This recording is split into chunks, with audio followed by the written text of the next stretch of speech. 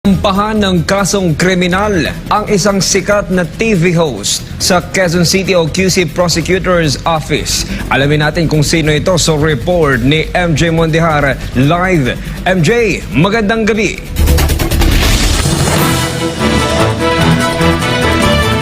Kyle, magandang gabi mula dito sa Quezon City. Hindi lang isa kundi dalawang personalidad ang kinasuhan ng mga social media practitioners ngayong araw sa Quezon City Prosecutor's Office.